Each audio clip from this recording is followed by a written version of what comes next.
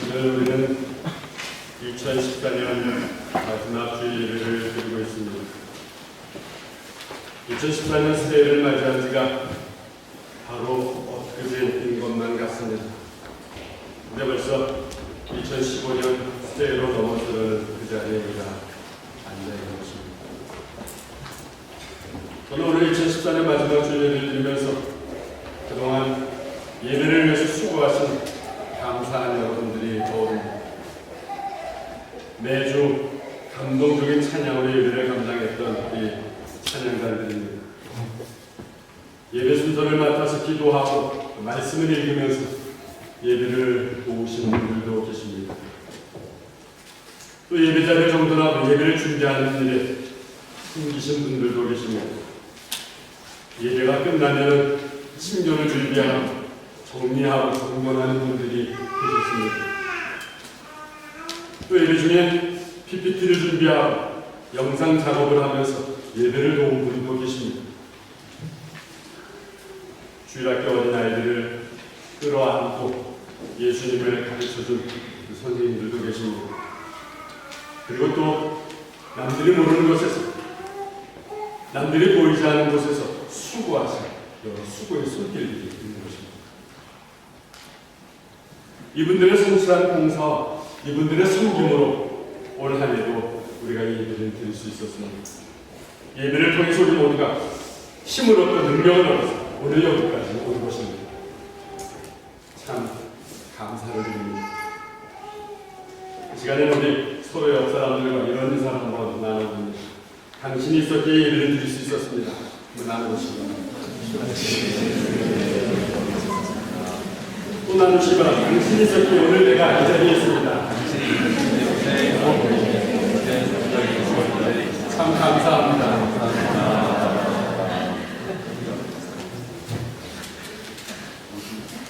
그럼 이들의 이런 섬김과 봉사라는 것은 어떻게 생겨진 것입니까? 생각해봅니다. 저는 이렇게 생각합니다. 이들은 하나님을 무척이나 사랑하는 사람들이다라는 것입니다. 이렇게 섬기고 봉사하는 사람들은 하나님이 누구이신가를 잘 아는 사람들이라는 것입니다. 그리고 하나님께서 자기 자신의 삶을 어떻게 인도하시는가를 깨달은 사람들이라는 것입니다. 오늘 본문에는 하나님이 자신의 삶을 어떻게 인도하시는가를 잘 알았던 요셉의 이야기가 기록이 되어 있습니다. 저는 요셉의 인생을 묵상할 때마다 이런 생각을 해봅니다. 우리 인생에 있어서 정말 중요한 것은 무엇인가 하는 것입니다. 보통 사람들은 우리들이 무엇을 어떻게 이루었느냐라는 것을 굉장히 중요하게 평가하고 칭찬합니다. 그런데 사실 무엇을 이루었느냐는 성과로 사람의 인격이나 사람의 성숙함을 평가할 수는 없는 것입니다. 어떤 사람의 직업이나 어떤 사람의 성과들은 실제 모습을 나타내는 것이 아닐 수도 있습니다.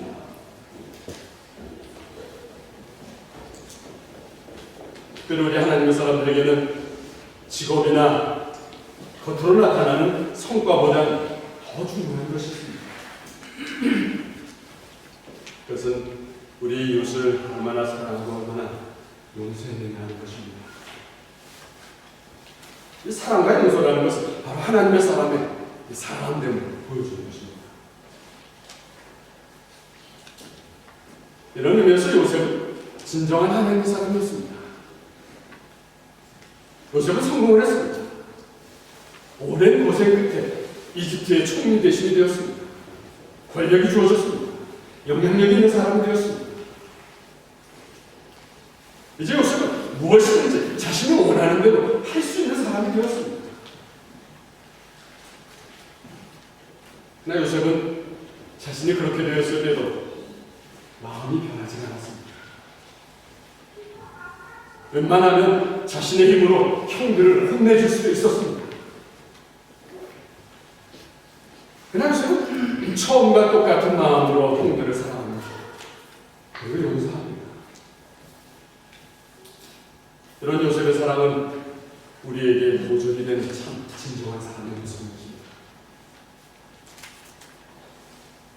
왜 요셉의 사랑이 우리 모두에게 도전이 되는 것입니까? 왜냐하면 요즘 세상 사람들이 하는 사랑의 모습 때문인 것입니다. 세상 사람들의 사랑이라는 것은 상대방이 나한테 잘하면 나도 잘하는 것입니다. 그렇지 않으면 쓸데없이 그 사람에게 잘할 필요가 없다는 것입니다. 더구나 상대방이 나보다 낮은 사람일 때는 말할 필요도 없습니다. 그러나 상대방이 높은 위치라면 어떻습니까? 비굴하게라도 무릎을 꿇어서라도 사랑하는 척하는 것입니다. 그것이 인간관계를 잘하는 것이고 내가 성공할 수 있는 비결이라고 주장을 합니다. 그러다가 이제 내가 힘이 세어질 때는 어떻습니까? 내가 힘이 세어질 때는 아주 냉정하게 버리고 냉정하게 바꿔버립니다. 이것이 현대인의 사랑이고 그래야 성공을 한다는 것입니다. 그런데 요셉의 모습은 다른 모습이었습니다. 형들은 요셉을 죽이려고 했습니다. 그러다 이집트에 팔아버렸습니다. 있을 수 없는 일이었습니다. 그런데 요셉은 그 형들을 끝까지 사랑하고 있습니다. 특별히 감동적인 것은 요셉은 형들을 조금 더 원망하지 않았다는 것입니다. 요셉은 형들을 변함없이 조건 없이 사랑하고 용서했다는 것입니다.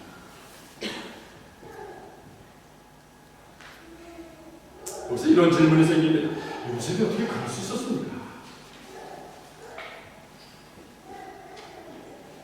창세기 기록되어 있는 요셉의 이야기를 묵상해보면 저는 이런 확신이 듭니다. 요셉의 마음에는 하나님이 살아계셨습니다. 하나님이 살아계셨기에 그럴 수 있었습니다. 깨닫게 됩니다. 하나님이 살아계셨기에 그런 상황 속에서도 요셉에게 상처가 없었던 것입니다. 그 마음에 하나님을 살아있는 사람은 어떤 일을 겪어도 상처가 없습니다. 어떤 어려움, 어떤 모함을 받아도 요셉에게는 상처가 없었습니다. 오히려 그들을 사랑하고 그들을 용서하는 요셉입니다.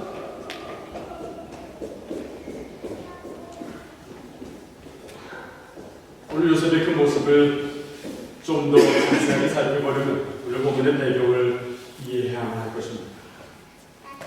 오늘 본문의 배경을 잠시 살펴보면 이런 것입니다. 창세기 49장에 보면 이제 야곱이 늙어서 하나님께로 돌아갈 날이 얼마 남지 않았음을 스스로 느끼게 됩니다. 그래서 어느 날 야곱의 아들들에게 유언도 축복 기도를 하고 있습니다.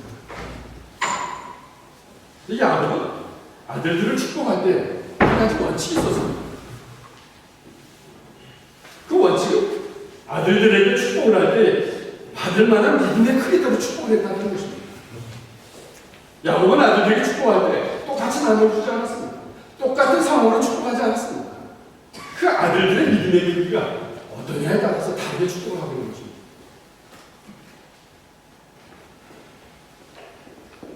하나님께서 여러분들에게 복을 주실 때에도 그렇게 하실 것입니다. 여러분들의 믿음이라는 이 그릇의 크기에 따라서 복을 주실 것입니다. 그런데 어떤 사람들은 이런 상황을 보고 하나님께서 매우 편파적이라고 불평을 합니다.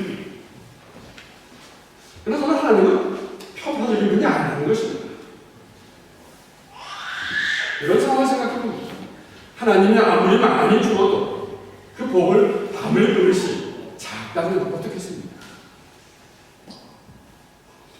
아무리 많이 부어주어도 나머지는 다 잃어버리게 되는 것입니다. 아무리 많이 부어주어도 다 내 것이 될 수 없다는 것입니다.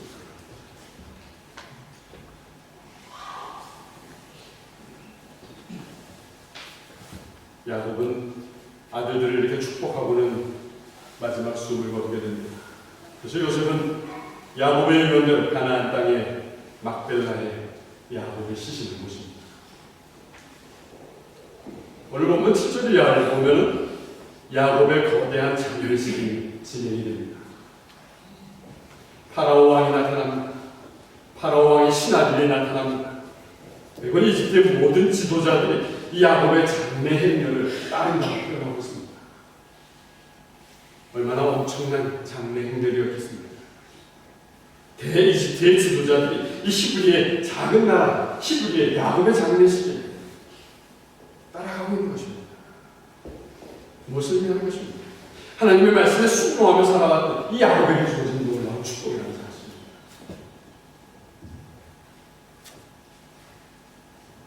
이제 장례를 마치고 요셉과 형들이 다시 이집트로 돌아왔습니다.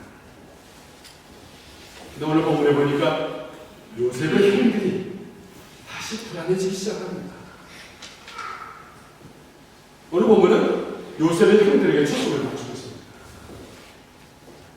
지금까지는 아버지 야곱이 있어서 그래도 불안한 정도는 아니었던 것 같습니다. 아버지 야곱이 모든 것을 다 지켜줄 것으로 생각하고 있었던 것입니다. 그래서 불안해하지 않았던 것입니다. 그런데 아버지가 떠나고 나니 갑자기 이 형들이 불안해지기 시작합니다. 오늘 보면 15절에서 표현하고 있습니다. 같이 읽어봅니다. 야곱이 죽은 후에 요셉의 형들이 말했습니다. 만약 요셉이 아직도 우리를 미워하면 어떻게 하지? 우리는 요셉에게 남짓을 많이 해서 만약 요셉이 우리에게 복수를 하려 하면 어떻게 하지? 지금 형들의 불안하다는 것은 어떤 것입니까? 요셉은 자신들을 전혀 미워하지 않는 그런 상황이었습니다. 자신들을 용서한다고 한 상황이었습니다. 근데 형들은 자기 스스로들이 걱정하고 있는 것입니다.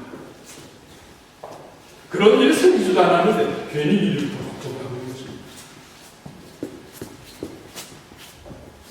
그렇습니다. 우리 인간의 모습은 내가 암에 걸리지는 않는다.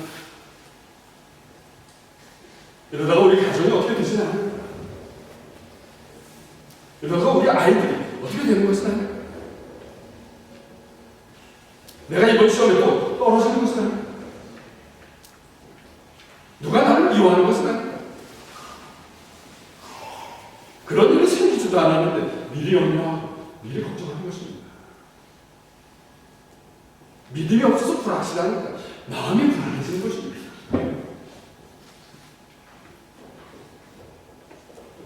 그러나 믿음을 가진 사람들은 다릅니다. 믿음을 가진 사람들은 하나님을 자기 주인으로 삼고 하나님이 자기 삶의 주인이시고 확신하는 사람입니다.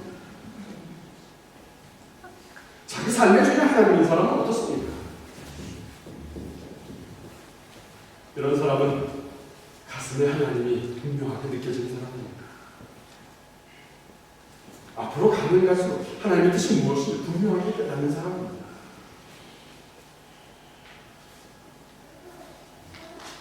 근데 형들이 불안해하는 것은 요셉을 믿을 수가 없어서입니다. 요셉은 분명히 형들에게 설명을 했습니다. 형님들이 나를 요셉 팔았다고 두려워하지 마십시오.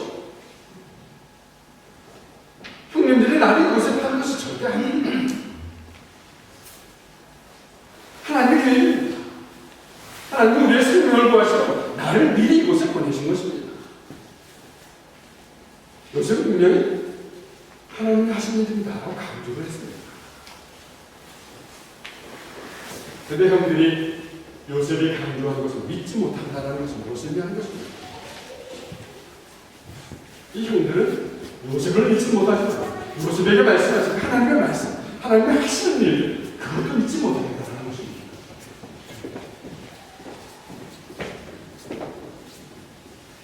물론 형들이 요셉에게 저지른 일들 사실 엄청난 것이었습니다. 용서받을 수 없는 엄청난 것이었습니다. 어떻게 동생을 죽이려고 하겠습니까? 어떻게 동생을 팔아넘을 수 있겠습니까? 그러나 그 엄청난 잘못도 하나님께서 용서하셨다고 하셨습니다. 그 잘못된 일도 하나님께서 선하게 사용하셨다고 말씀하고 계셨습니다. 이런 사실 요셉을 통해서 형들이 듣고도 요셉을 믿지 못하고 있는 것입니다. 하나님을 믿지 못하고 있는 것입니다. 어느 날 갑자기 요셉이 힘이 생겨서 권력이 생겨서 자신들 앞에 나타났습니다. 그 자신들 앞에 나타난 요셉, 자신들이 이제는 당할 수 있다고 생각. 자신들이 요셉에게 했던 것처럼 요셉이 자신들에게 할 수 있다고, 당할 수도 있다고 생각해보니 불안하고 초조했던 것입니다. 가만히 생각해보면 지금 요셉 형들의 모습과 오늘날 우리들의 모습을 비교해볼 때 어떻습니까? 이 형들의 모습이 보통 우리들의 모습은 아닌가 생각해 봅니다. 예수님께서는 우리들의 과거의 여러 문제들을 해결하셨습니다. 우리 스스로는 도저히 해결할 수 없는 엄청난 문제들이었습니다. 기억조차 하기 싫은 부끄러운 과거의 일들이었습니다. 남들에게는 말하기도 부끄러운 그런 일들이었습니다. 생각할 때마다 나를 꼼짝 못하게 만드는 과거의 일이었습니다. 그런데 예수님께서는 우리들을 사랑하셔서 용서해 주셨습니다.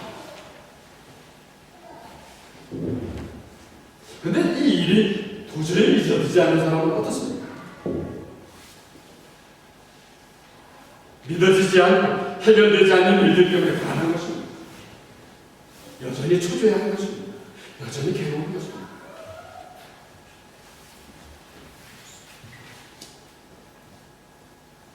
그래서 형들은 오늘 본문에 보니까 요셉이 모르고 있었던 사실 하나를 이제 설명합니다. 이 형들은 요셉에게 아버지인 야곱이 돌아가시기 전에 유언을 했다고 설명합니다.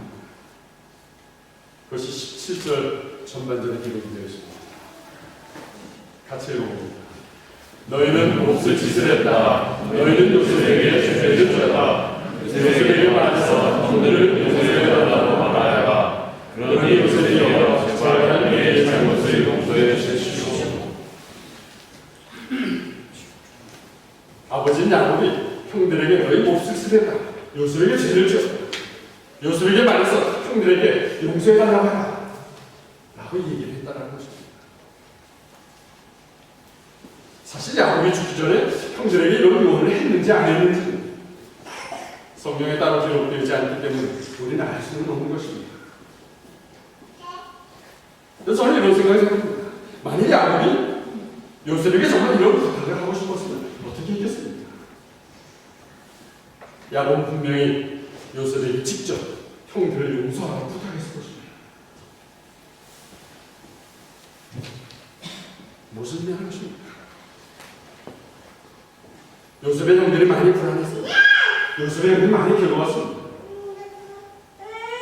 그러다 보니까 거짓말을 해서라도 위기를 모으려고 했다는 것입니다. 가만히 생각해 봅니다. 요셉의 형들의 이런 모습은 오늘날 우리에게는 없는 모습입니다. 교회에 매주 나오면서 무언가를 불안해하지 않습니다. 말씀을 열심히 읽는다고 해서 늘 갈급해하고 있지 않습니다. 기도를 열심히 한다고 하면서 늘 초조해하지 않습니다. 문제는 우리들이 교회에 나오지 않는 것이 아닙니다. 말씀을 읽지 않는 것이 아닙니다. 기도하지 않는 것이 아닙니다. 봉사하고 헌신하지 않는 것이 아닙니다. 교회에 나오면서 말씀을 읽으면서 기도하면서 예수님께서 나를 용서해 준다는 사실을 믿지 못하는 것입니다. 그래서 불안한 것입니다. 그것이 문제인 것입니다. 네, 예수님께서 말씀하셨습니다. 너희는 마음에 근심하지 말라. 하나님을 믿고 나를 믿으라. 내가 너희에게 평안을 남긴다. 나의 평안을 너희에게 준다. 내가 너희에게 주는 평안은 세상에 주는 것과 같지 않다. 너희는 마음에 근심하지 말고 두려워하지 말라. 마음의 감동이 되신 분을 같이 찬양합니다. 평안을 너희에게 준다. 평안은 너에게 주노라. 세상이 죽을 수 없는, 세상이 알 수 없는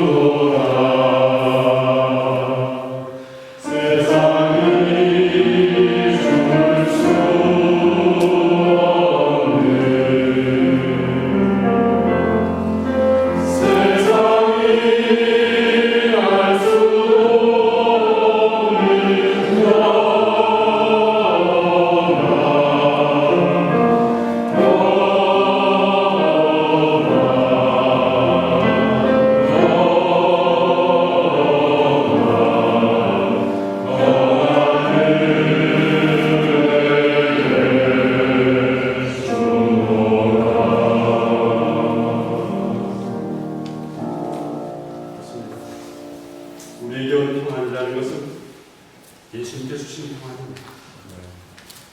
이 평안은 예수님의 말씀을 믿는 이 믿음의 능력에서 올 것입니다. 이 믿음의 능력이 우리를 평안하게 하는 것입니다.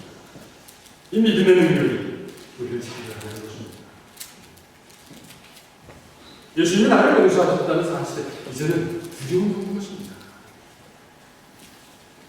예수님이 나를 용서하셨다는 사실에 마음에 근심할 것이 없는 것입니다. 두려워할 것도 없는 것입니다. 하나님은 여러분들을 무척이나 사랑하십니다. 여러분들이 이미 용서받은 사람들입니다. 하나님의 자녀입니다. 여러분들이 예수님을 마음에 받아들인 그 순간 여러분은 죄 용서함을 받았습니다. 죄 용서함을 받고 영원한 생명을 얻게 되었습니다. 이 사실을 믿고 여러분들도 마음에 평안을 얻으시기 바랍니다.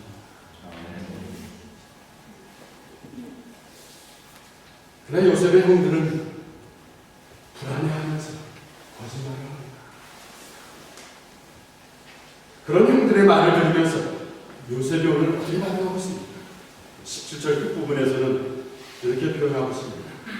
요셉은 이 말을 전해 듣고 울었습니다. 아직도 믿지 못해서 불안해하는 형들 때문에 요셉은 눈물을 흘립니다. 그러면서 요셉은 형들을 안심시킵니다. 얼마나 19절 후반절입니다. 같이 읽어봅니다. 두려워하지 마십시오. 하나님만이 하실 수 있는 일을 우리가 함께 하겠습니다. 사람에게 의지하고 사람에게 기대하고 사람에게 평안을 받으려는 이 형제에게 요셉이 이야기합니다. 오늘 19절 후반절을 제가 쉽게 풀이해보면 이런 의미입니다. 형님들, 내가 어떻게 하나님을 대신하겠습니까? 하나님께서는 이미 여러분 형님들을 용서하셨습니다. 근데 내가 무엇이게 감히 형님들을 용서한다 안 한다 할 수 있겠습니까?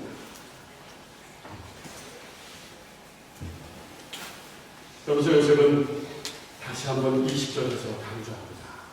20절입니다. 같이 읽어봅니다. 형님들은 나를 해치했지만 하나님께서는 형님들의 악을 선으로 바꾸셨습니다. 그래서 오히려 많은 사람들의 생명을 구하셨습니다. 하나님께서는 악을 선으로 바꾸신 하나님이시다는 것입니다. 사랑하는 여러분, 오늘 우리에게 주시는 메시지는 무엇입니까? 2014년 올 한 해 우리 모두도 열심히 달려왔습니다. 열심히 달려왔는데 이제 마지막 마무리를 하려다 보니 혹시 뭔가 불안하고 초조하고 허전한 마음은 아니십니다. 여러분들이 계획한 것들 잘 이루어지지 않아서 불안한 마음은 아닙니다. 하나님께서 약속하셨다는 것 이루어지지 않을 것 같아서 초조하지는 않습니다. 그동안 알게 모르게 실수한 것들이 있어서 두려운 것은 아니십니다. 그동안 되어진 일들이 잘 된 것이 하나도 없어서 하나님께서 혹시 나를 사랑하시지 않는 것 아닌가 실망하신 것은 아니십니다. 그러나 오늘 하나님께서는 우리 모두에게 다시 한번 강조하십니다. 이사야서 41장 9절 후반절의 말씀입니다. 같이 읽어봅니다. 내가 너희를 선택했고 너희를 좋아하지 않았다. 하나님은 여러분들 모두를 선택하신 하나님이십니다. 이사야서 42장 10절에서 계속해서 하나님 말씀하십니다. 같이 읽어봅니다. 내가 너희와 네 인생에 좋아하지 마라. 내가 너희에게 하는 일을 두려워하지 마라. 내가 너희를 강하게 하고 너희를 붙겠다. 내 승리의 오른발로 너희를 붙들겠다. 아멘. 지금 여러분들에게도 이 하나님의 음성이 들리십니다. 하나님께서 여러분들을 선택하시고 부르셨습니다. 그리고 여러분들을 하나님이 이래 사용하시고 여러 가지 모양으로 찾아오시는 분이십니다. 여러 가지 모양이라는 것은 여러분들 삶이 힘든 상황이 포함되는 것입니다. 여러분 삶의 고통스럽고 훈련의 상황이 포함되는 것입니다. 하나님 그 상황 속에서 여러분들을 돕고 여러분들을 강하게 하시는 하나님이십니다. 여러분 지나온 여러분들의 한 해 아쉬워하지 마시고 불안해하지 마시고 초조해하지 마시고 지나온 한 해를 바라보고 소망이 없다고 실망하지 마시고 하나님께서는 우리의 모든 연약한 것들을 다 용서하셨습니다. 그러니 지나온 한 해를 하나님께 이제 내려놓으시기 바랍니다. 맡기시기 바랍니다. 지나온 한 해를 하나님께 내려놓는다는 것은 새로운 한 해에 하나님만을 의지하겠습니다 라는 결단인 것입니다. 왜 우리는 하나님만을 의지해야 합니까? 새해에도 우리 계속해서 메마른 땅을 걸어가게 될지도 모르기 때문인 것입니다. 새해가 된다고 해서 좋은 일, 새해가 된다고 해서 평안한 일, 새해가 된다고 해서 신나는 일만 있는 것은 아니라는 것입니다. 메마른 땅을 걸어가게 될지도 모르겠습니다. 그러나 하나님이 함께 하셔서 피곤하지 않으십니다. 또 새해에도 우리에게 파도가 칠 것입니다. 폭풍이 부는 날이 있을 것입니다. 그러나 그때마다 하나님은 의로운 손으로 우리를 붙이실 것입니다. 오늘 본문의 말씀처럼 하나님께서 악한 것들을 선한 것으로 바꿔주실 것입니다. 새로운 한 해는 우리가 하나님만을 의지하며 순종하며 결단하며 나아갈 때 하나님은 악한 것들을 선한 것으로 바꿔주실 것입니다. 그래서 말할 수 없는 기쁨으로 하나님을 찬양하며 좋아하면서 살게 되었습니다. 2015년 새해에는 이런 저와 여러분들의 삶을 강하게 축원합니다. 아멘. 전능하신 하나님, 지나온 한 해가 우리 각자에게는 정말 힘들고 어려운 순간들이었습니다. 또 때로는 불안하고 초조한 순간들이었습니다. 그러나 하나님께 맡기고 나아갈 때에 하나님 우리의 삶에도 악한 것들을 선한 것으로 바꿔주는 하나님이셨습니다. 올 한 해를 바라보며 하나님께 참 감사함을 드립니다. 하나님이 요셉을 선택하셔서 부르셔서 하나님의 일들을 준비하시고 하나님의 놀라운 일들을 감당하게 하셨습니다. 하나님은 우리를 선택하시고 우리를 부르신 하나님이신 분명히 고백하게 됩니다. 주님, 그 선택하심과 그 부르심에 우리들도 2015년 새해에 하나님 안에 거하며 하나님의 말씀에 순종하겠습니다. 새해 저희 모두가 하나님의 기쁨이 되는 삶을 살 수 있도록 축복해 주시옵소서. 예수님의 이름으로 기도드렸습니다.